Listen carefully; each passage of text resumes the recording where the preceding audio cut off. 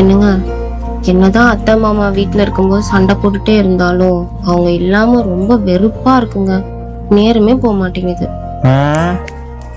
அப்படியே போட்டேன்னு வையன், நீ வேற ஏண்டி?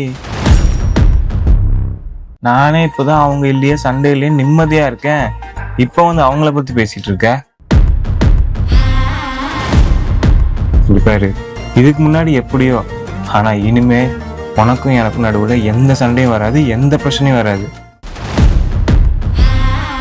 நம்ம 2 பேரும் சந்தோஷமா இருப்போம்.